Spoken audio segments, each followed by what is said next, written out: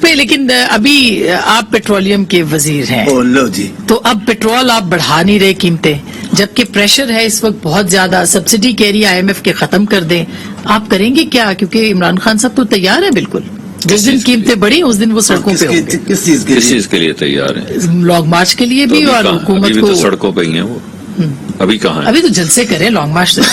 Long march بھی کر لیں، ہم نے انہیں روکا ہے، ہم نے انہیں جلسوں سے نہیں روکا ہے، ہم ان کو لانگ مارچ سے کیوں روکیں گے؟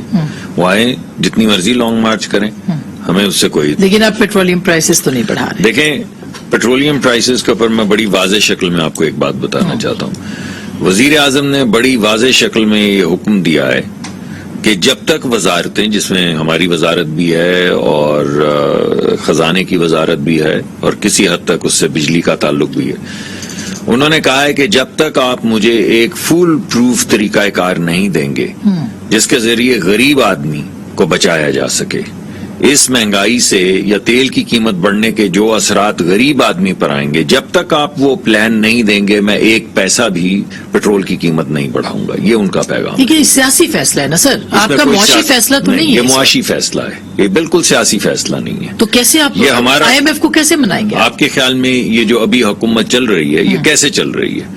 جاتی ہوئی حکومت تو 800 ارب کا ایک ٹائم بام لگا کر چلی گئی۔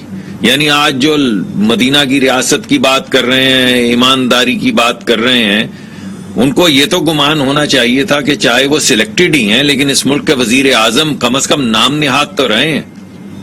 ان کو یہ تو سوچنا چاہیے تھا کہ جاتے ہوئے وہ بارودی سرنگیں کیوں لگا کے جا رہے ہیں اپنے ہی ملک میں، کیوں چاہتے ہیں کہ یہ ملک میلٹ ڈاؤن ہو جائے۔ اب ہمارے پاس یہ فرض ہے کہ جو بھی ہمیں قیمتیں بڑھانی ہیں اس سے پہلے ہم ایک مکمل انتظام کریں جس میں غریب آدمی، اور غریب آدمی کی میں ڈیفینیشن آپ کو دے دوں، غریب آدمی کا مطلب وہ ہے جو 18,000 سے 25,000 30,000 روپے تک پیسے کما رہا ہے، جس کا گزارا نہیں ہوتا۔